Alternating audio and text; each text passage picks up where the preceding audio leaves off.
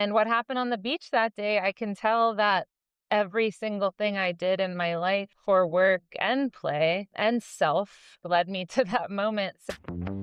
Everything is coming out roses, just you wait and you'll see.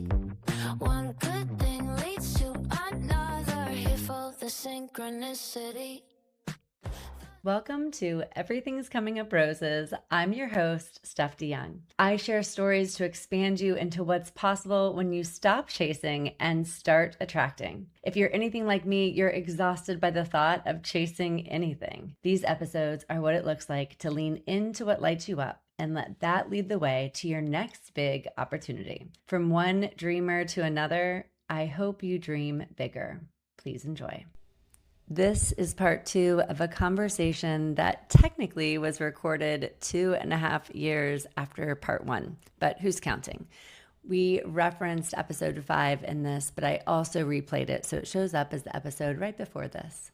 Christina shares what comes to her naturally, the importance of knowing what you don't want as much as what you do, living your dream life even in the in-between, especially in the in-between, and making the next step as easy as picking up the phone. I had never heard this story before she shared it here. I hope you're as fascinated by it as me. Okay, the last time I was together recording a little conversation with Christina, we realized was 2.5 years ago. So this is us 2.5 years later having a conversation talking about how she moved from yachting and yoga into a role that she currently holds and continues to evolve. Welcome back to the podcast, Christina Warnstedt. Hey there, I'm back. We're back. We're back.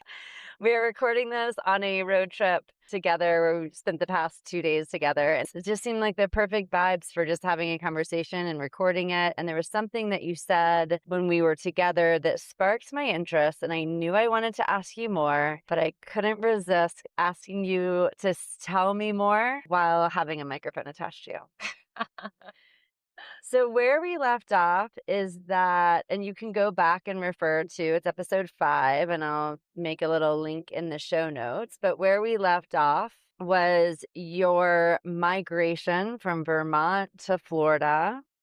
Back to Florida. And kind of figuring out what your next move was in terms of money, in terms of career. And I want to just pick up where I was intrigued earlier. You said, who knew that I would be teaching yoga at the beach and I would look up and see a school and then that would change everything? Tell me more. Yes. So teaching yoga on the beach was definitely something I knew would be a part of my life, my Florida life, this new move. But instructing yoga was never meant to be something that I would pay my bills with. It was a win-win. You get paid a little bit of money and you get to do this thing called yoga with amazing people that show up for themselves. So that was a must for me, that needed to happen. And I was very grateful it was. It also was happening on one of my favorite beaches in our state, which is Paso Girl Beach. And so, if I was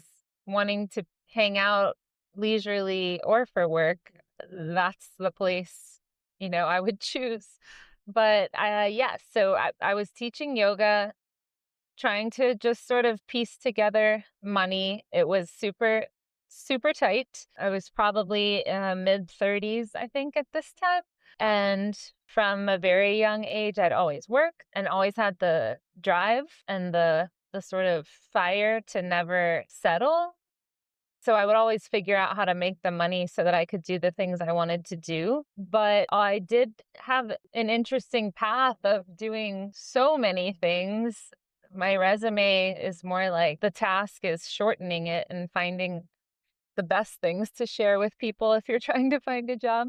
But I had a hard time finding that one thing I could do and stick to. And I used to look at that as a bad thing. And as I've gotten older, I am so thankful and couldn't have imagined it any other way. And what happened on the beach that day, I can tell that every single thing I did in my life for work and play and self led me to that moment. So I was teaching on the beach a lot of times when we're teaching yoga outside, you use orientation as a way to instruct your students or guide your students. So an example is like, all right, let's slide into warrior 2 with your right hand facing the water and your left hand reaching towards the sand dunes. And when we switched our warrior 2, I remember it was that pose, and our left hands say we're pointing towards the sand dunes. I noticed a little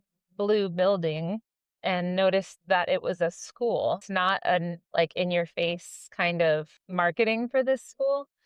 So I just sort of gave it a, deeper glance while I was teaching, and then that was that. And I definitely was in a phase of I have to figure out how am I going to make money and find the stability that I was craving, even though there was so much goodness around me. I needed that stability. And just to back up a second, when I first had moved back, I had this serious feeling that I would work for another local place that really advocates for the Tampa Bay watershed. And they work with students and adults and community service projects and projects to clean the bay and help the bay and advocate for this water system that's so special. So I really thought all of my experience until that point would be the perfect experience to lead me to that place. And it did lead me there, and I met amazing people there, but they didn't have a position open. And the woman said, start volunteering with us. And that's how all of us have, managed to roll into our positions. So I did that, and that was just fine, but no positions opened. So I'll have to circle back to that place, which is actually called Tampa Baywatch, here in a moment. One of the things I'm noticing about your story in this specific period of time in your life is that there were so many times where you were in the right place at the right time. And as I think about your opportunities to make money, you had this yoga, you did the pet sitting. What I find fascinating is you didn't eschew those opportunities. It wasn't like, well, that's not enough, so I need to try something else. Yeah. You invited all of that in as part of your process for navigating to something that could actually sustain you. Yeah. And to acknowledge those, the word why not comes to my mind, and the word rigidity. Like if you're so rigid with yourself that, well, I can't just walk dogs, how's that gonna help me? To give yourself that flexibility and that leeway to say yes to things continues to sort of flow you in a direction, And if you look at those things as those experiences as just stepping stones or little blessings, it makes me go, wow, whoa, stuff we're talking about isn't just silly flu, whatever the word is kind of talk. It's the laws of attraction, It's how your outward look on life is and your perspective, and keeping that positiveness. And yeah, a lot of all this too comes from having a foundation in life. And mine was a lot of love and a lot of support, even though there was a lot of hardship too. So I could that was my safety net, if we're referring to the trapezist picture of there's no show unless you let go. So yeah, I think saying yes and being open to life brings those on. And I appreciate this time of us talking to really reflect and remember those times in my life that were super hard, that were very hard, even though pictures and experiences during that time were fabulous and bright and fun, good times. It doesn't mean that the innards of it weren't difficult.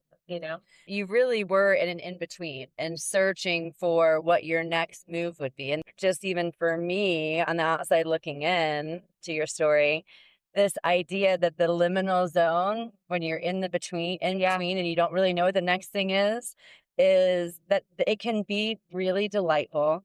Yeah. And it can be filled with synchronicities that just remind you you're on your path. I think you're taking us on a story of coming out of the in-between. So I just want to mark this liminal space, which can be really special. Yes. When you don't really know what the next thing is and you don't know when it's coming or where it's coming from. And there were certain pieces in my mind, if we go back to me talking about those, putting blinders on and sort of narrowing in on what you want. What I didn't want was what some people maybe when you're much younger too, and people say like, oh, wanderlust, and you're just a wanderer, and you're just happy to gypsy soul it. To me, that wasn't me. I just sort of had to.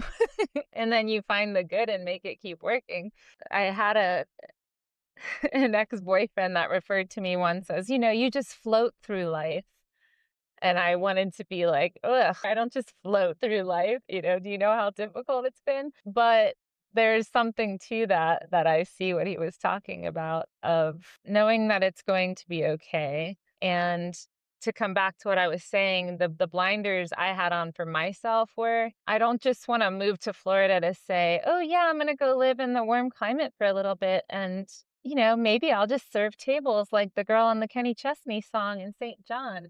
Like, I don't want to be that. I know I can do that, and I can do that anywhere.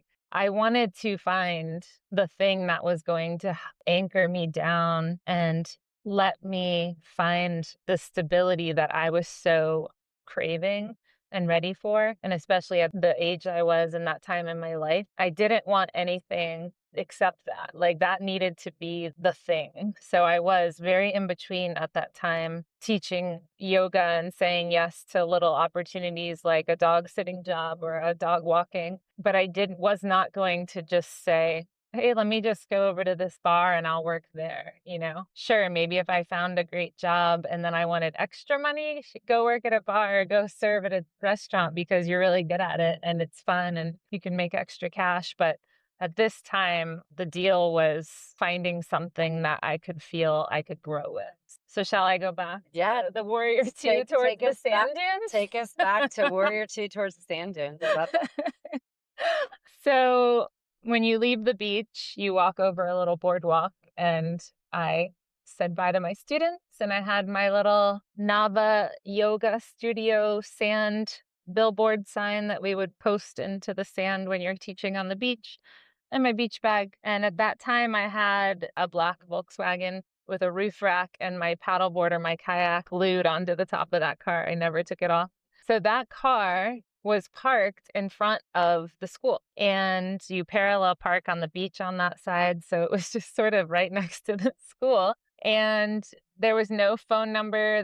There's barely a sign for the school. So I had to sort of look around a little bit, and I saw that it was called Montessori by the Sea. To tell you the truth, I did not even know what Montessori meant. And nowadays, I'm a Montessori just believer in the style of educating children. But I found the number on the internet and did not even think but to press send on my phone. So then I'm in my car and it's ringing, and one of the first thoughts I had, besides like, what are you going to say when someone answers? One of the first thoughts I had was that, I don't want to be a teacher. And I had worked at schools before, very temporary style things like substitute teaching or running aftercare programs, things you could do at a younger age without a teaching degree. But my initial thought was, you don't even have a teaching certificate or degree, and what could you do at this school? So the phone's ringing, a woman answers. That woman happens to be the head of school,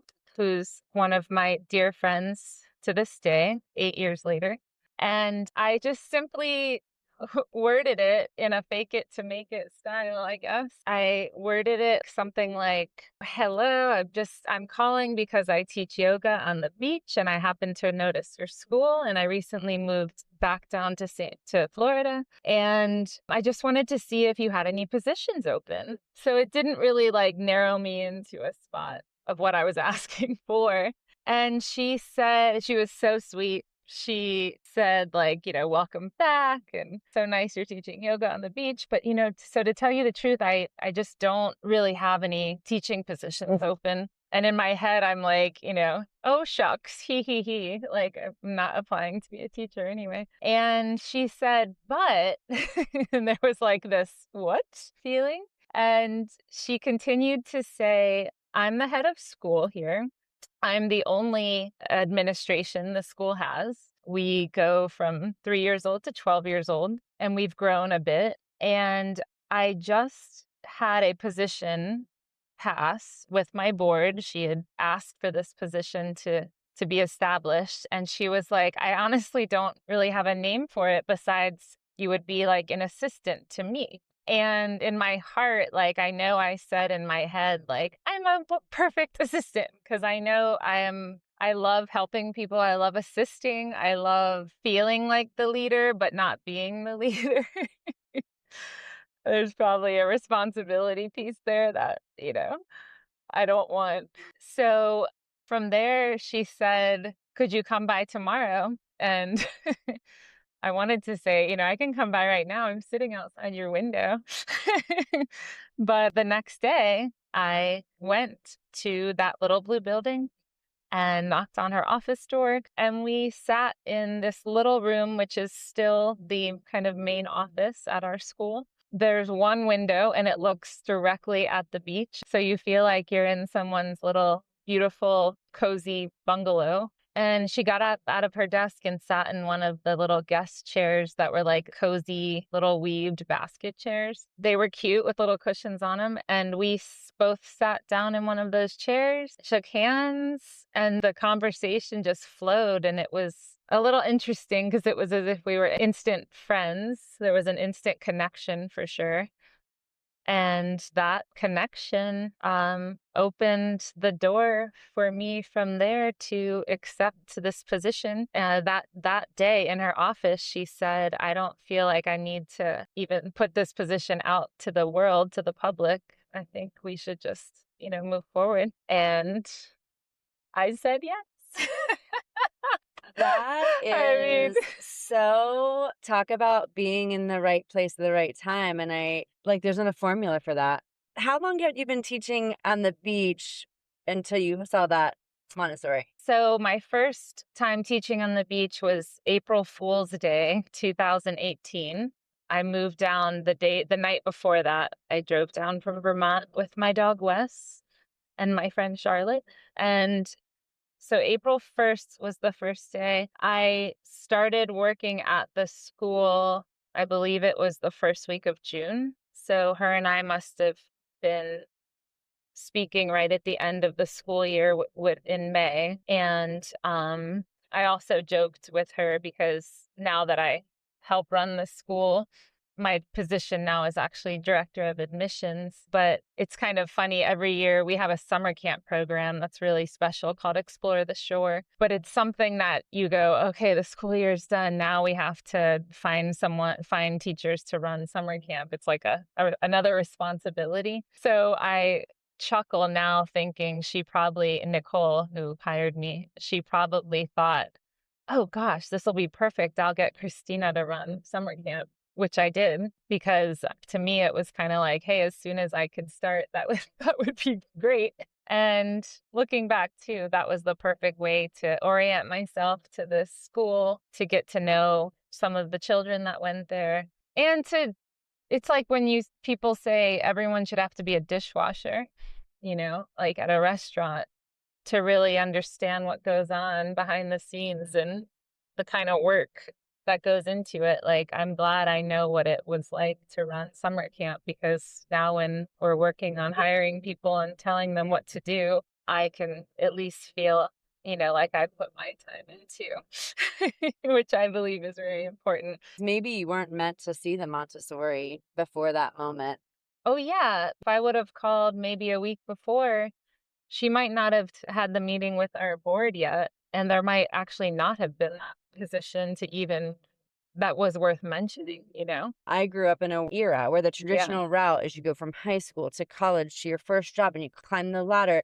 And by your 30s, you have it all figured out. And the world is very different now. And we don't have to have it all figured out in our 20s. I mean, I'm someone who was an accountant in my 20s and stayed that course. I did all those things. But there are other ways to live a big, vibrant, dreamy life. Yeah. And at any stage, in any decade, you can find your dream job. It's also about happiness. Like, I'm sure if you interviewed the generation before ours, like a little bit more of maybe my mom and dad's age, a lot of people weren't that happy doing what they were doing. It was just what you were supposed to do. And I think if there's something that has transitioned in our world because of the times, it's working on that presence and that happiness now. What does it mean now to be happy. There's a consciousness, hopefully, in a lot more, I think, a lot more humans happening right now.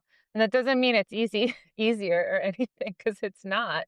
But you definitely have, everyone would have a much better autobiography if we could listen to that intuition a little more and move from it. And it doesn't mean just living crazy adventurous lives, but having the strength to shift and pivot when needed. And you're not stuck. You always have Yeah. the option to shift and pivot and navigate to a sustainable place of delightedness. So you were exploring lots of different possibilities for making money. And it was I Mhm. know where you said this before, it was yoga and it was dog sitting and it was this Tampa Bay watch and being curious about them hiring. And they gave you really sound advice of, we don't have a position, but just come and volunteer. And I even noticed that your wording when you called Nicole and she answered and you said, "Do you have any positions?" Mhm. It almost is like the Tampa Bay Watch experience gave you even the lingo to ask a question that was quite open-ended. Did you want to bring us back to Baywatch? Oh, You yeah, said you were going to running on bring the us back. beach in a bathing suit, Tampa Bay Baywatch? Watch. But yes, That both, sounds both. like you and I. It does. Yes, but something that was cute about that is now when I plan in-house field trips for our school, when I had planned in the past off-campus adventures for my Nature Coast Explorers Club, which was an outdoor kids club, we would go to Tampa Bay Watch for our programs. And to this day, even for Explore the Shore summer camp this summer, I simply email Tampa Bay Watch to have them come do presentations for our kids. So the thing in my heart that I wanted to do at Tampa Bay Watch, which was connect humans to this amazing body of water that supports us in all the ways, from playing outside to drinking water and eating fish, all the things were is happening, but not through me directly working at Tampa Bay Watch. It's happening almost personally on a larger scale by 3 or 4 times a year being in touch with them to come to our school. And it was when that first started, it was me saying, I tried to work with you guys first. And I didn't tell them, but I'm so thankful that didn't work out, because now they're like a tool in my life, not like my lifeline, and I feel my position at the school. I'm living quite a bit more of what I feel is my purpose through the school. And now that I have become the director of admissions via an amazing head of school who's so good at recognizing her faculty's strengths, I now get to help connect families to this absolutely unique and amazing school that just does not exist all over the place. There's a ton of awesome schools, obviously, but this one is one of them. And I get to talk to families from literally all over the world wanting to come to our little beach school where we have a little over 100 students now. My purpose, which I feel is connecting people to things, places, experiences, and really to themselves, seems to be happening through this position, if that makes sense. And even the yoga too, like teaching yoga to the kids all these years, I'm known as that person. Even in the yearbook, it's director of admissions slash yogi. It's just so cute that it's more than cute, but it's just cool to say it all out loud. So thank you for asking me these questions, because like most people listening, we tend to move to the next thing. Not that we don't appreciate what we get. We do move fast to the next thing, or think that we're supposed to keep climbing up and moving in all these directions, when a lot of the times, maybe if the right friend is asking the right questions, can show us that we're just sort of right where we should be, right? Ooh, right. We're supposed to Woo! be. This confirms what I've been suspecting for this year. And I've been the girl chasing opportunity for over 2 decades. And I've started to transition to, I think you chase goals and I think you can attract opportunities. I've been contemplating our personal equivalent of gravity. And gravity is a force of attraction. It attracts our feet to the ground. And what is that? That's a celestial a force of attraction. What is our personal version of that? And I have this hypothesis that our equivalent to gravity, where we attract things to us, is our delightedness and our enthusiasm and our lit upness. And your story tells that, where your delightedness and your enthusiasm and what lights you up is yoga and is the waterways. And in that in between space, that's what you nurtured yourself with the water and with Yeah. you Yeah. nurtured yourself with the things that truly light you up. Yeah. And it attracted this job to you that you didn't have to chase, that literally was begging for your eyes to catch it. And so you're confirming what I'm suspecting all along. And I think it gives us a lot of hope to nurture those things that truly delight us. And we're nearly a decade later, and it's all the same things that still delight you. Yeah. Still living this life. You were living in your authenticity then. And the way I know that is because you're still that same person today. Yeah. And just very cool. So I really appreciate hearing this story. It does confirm what I suspect, which is when in doubt, if you're feeling stuck, if you're in the in between, if you're not sure what's next and that you're a little scared of letting go, navigate to what lights you up, What lights navigate to your enthusiasm, navigate to what truly delights you, and Yeah. trust that everything else. Yeah. Yeah. Awesome. We are going to see if Ah. if the sound, if the tech caught it all, but one way or the other, we'll figure out a way to tell your story because it's so good and it's so timely. Thanks, Christina. I can't wait for the next one. Thank you, Stephanie.